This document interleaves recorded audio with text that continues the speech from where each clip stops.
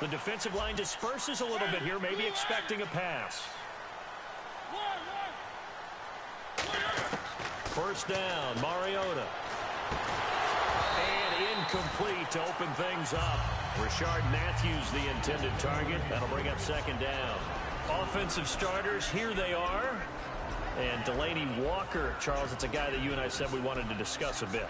Yeah, and we should, because remember, he came out of college as a wide receiver, so he's one of the early guys to move from a wide receiver position to tight end and still run routes as if he were a wide receiver. An excellent target. Keenan Robinson, the one that got him down. So now an early 3rd and 10 here on their opening drive. And the big meat on the D-line, we'll see how they do today. And I'd hate to be an offensive lineman having to deal with these guys. They come in hungry, mean, and trying for right, and it's intercepted. A great read, and it's picked off. And the return stops at the 39-yard line. Certainly not how they envisioned ending their opening drive here in the first quarter. Too many ones in this play. First quarter, first drive, first interception thrown. And that last one, that hurts. And a great spot to start this drive from here. So after the INT, it's Manning. Trying to get it to Beckham, and it's intercepted. It's picked off by Bryce McCain. Okay, Charles, as Tennessee comes back out for this series, let's focus on the offense and this upcoming draft. Put on your GM cap. They've got picks number 5 and 18. Where are you going? I'm going receiver to help out my quarterback, Marcus Mariota. That's a high priority for me. If I flip it over to defense, with the complicated schemes that they run, I'm thinking about getting some more secondary players to help out on the back end. So what makes their schemes so tough defensively? Well, what they love to do is give everyone a certain look and make you think that this is where the pressure's coming from.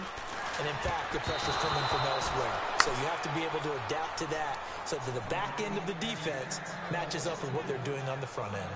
Well, he just threw an interception last drive, nearly another pick. And things aren't very even right now, are they? It's a little bit sloppy out there, isn't it? It's kind of different between driving on those paved roads and those country roads that have those potholes in them, isn't it? Because that's the way this game's going right now. A lot of bouncy bounce to it. You spent some time on some Tennessee country roads. I certainly have. Plenty of family back there. God love them. The goal of anyone running a curl route is to make sure you try and get defenders on your back and shield them away from the football. But sometimes, even when you run a good route, the defense finds a way to knock it away.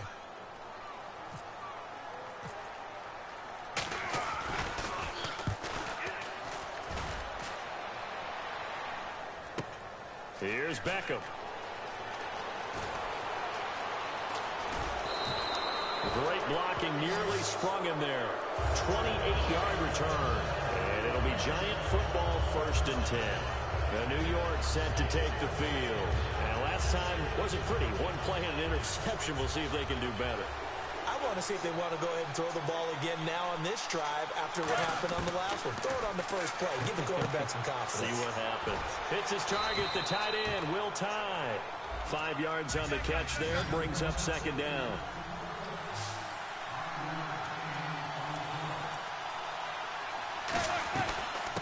They'll run it now out of the gun. And he'll get it down to the 47 here. They get 5 out of that one, and it moves the chains. And that's a nice pickup of a first down on that second down run. And at that yardage gained, they can run that play on any down. They'll send Beckham alone to the left side. To throw, it's Manning. And it's a short one here, complete to his tight end. That one good for 16, and the drive will continue. Now, coaches always harp on the quarterback reading the defense and getting it to the open man. That's good recognition there. And how about what he did after the catch? Yeah, hit your tight end, let him get some rack. Yeah, when he gets moving, not many guys want to come over and put a hit on him, do they? A look at the defensive starters for Tennessee. Jarrell Casey doesn't get the attention that he deserves, but he is an absolutely terrific defensive tackle, the best player on just about any team he would play on. And brought in by Jarrell Adams. And taking it to the 15-yard line before he's brought down. And there's a completion to the tight end. And look at the size of these players nowadays. In that spot, 6'4", 6'5", and up. Trying to get it to Adams, but it's intercepted. And nothing but daylight ahead. 30, the 20, 10, good.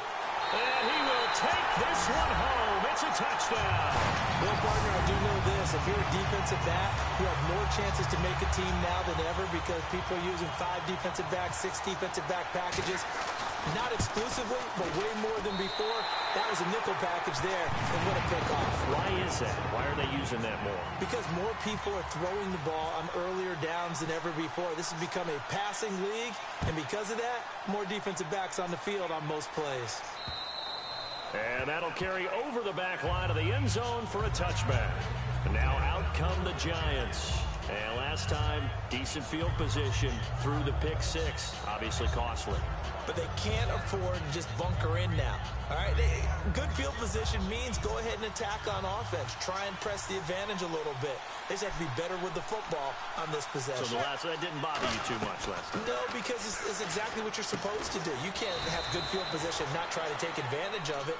Sometimes the defense makes a good play, too. It'll be a pickup of just 2, and it'll be second down. That time they hit him out of the slot on the drag. And that route takes some fortitude from the guy running it because he knows he's going through the briar patch, as I like to call it, right? He's trying to work his way through all that traffic, and people want to put a little contact on it. Really well done.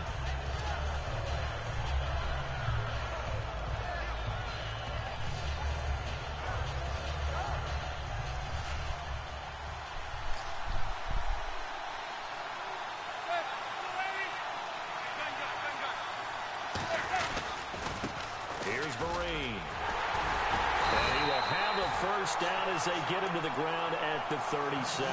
They get 9 out of that one, and as a result, the drive continues. On third down, that's a good job of situational football and understanding where the first down marker was and getting there.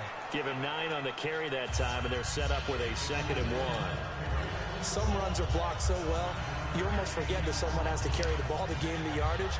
The leverage by the offensive line to create space up front, really well done.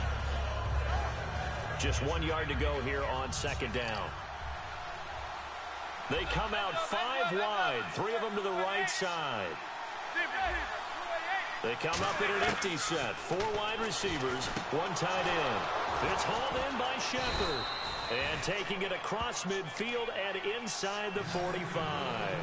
And, boy, they had high praise for this rookie receiver when we asked the coaches about him, didn't they? They certainly did, and obviously they liked his measurables. Otherwise, they wouldn't have brought him onto the team. Height, weight, speed, all of that. But how about what they... And here's another interception, the 3rd of this first quarter. It's picked off by Bryce McCain. And here comes Tennessee as they get set to take the field. They got the lead. Last time had to punt it, though. What's the key to this drive? I think it's leverage. The big guys up front. You know the motivational speech on the sideline is, guys, give us an opportunity. Protect the passer, create space for our runners, and let's go ahead and get these guys. Low man wins. Let's go do it on this drive. We'll watch that leverage on this drive. That's going to go as a loss of a yard, and it'll be 2nd down. Well, on that play, the expression, don't blink, you might miss something, certainly applied. That was fast. Defense diagnosed the play, and it was over in a heartbeat. And he eventually goes down, but not before reaching the 30-yard line. And the young buck showing that ability, that agility to dance outside of the pocket, complete the deep ball. And don't think for a second that the coaching staff didn't have their heart rate accelerate a little bit there, right? Anytime you have those young quarterbacks and they get outside of the pocket, you're just hoping that they make good decisions because so many things can happen that can go wrong when you throw it downfield like that. He got away with it there and in a big way. He's not exactly had a banner start to this game. We're still in the first quarter. He's already thrown an interception, and that should have been the second one. A play fake to Murray. Now Mariota. Into double coverage, and it's intercepted. Picked off by Landon Collins. And a big turnover there as his guys will get the football back. And New York set to take the field. And with 3 interceptions thrown already, we'll see. Do they rely more on the ground game here? They may have to change things offensively to try and settle things down, not just for the guy throwing the ball, but for the rest of the offensive unit, because their confidence has to be shaken a little bit. And you just wonder, is the backup going to start to warm up a little bit over on the sideline? You know the key to a good screen pass is, don't you?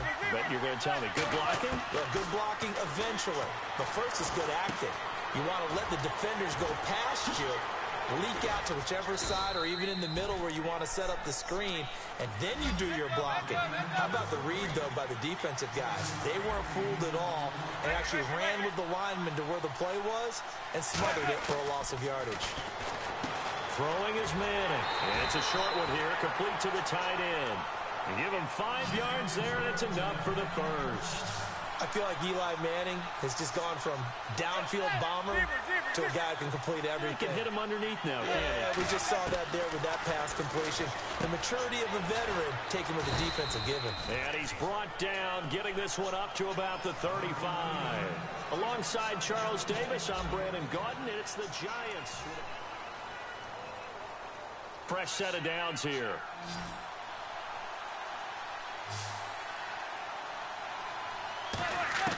Manning now on first down. He's going to find his running back. It's complete. And he'll get up to the 43-yard line. It'll be a gain of 8 yards, and that'll make this a second down. And just in general, Charles, on a play like that, how tough is it for the defense to account for a running back essentially being a receiver? And now the ball comes out. Manning lost it. They call it luck or skill, whatever the case is. They're feeling good about just keeping the football there. Yeah, the biggest thing that they're calling it now, our ball. They don't care if it was luck or skill, or the panic that jumps up in your chest when that ball's on the ground. Whether you get it or your teammate gets it, just as long as you retain possession, that's all you're looking for. Throwing is Manning on third down. He's got Cruz complete. 15 yards through the air on a first down. And now the passing game here in the second quarter starting to heat up a little bit.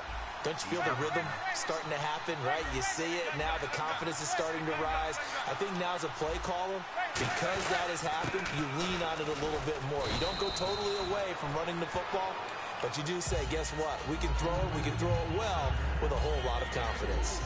Can we just take that run and turn it into a kind of a clip and save? Because that tells you everything you need to know about this drive.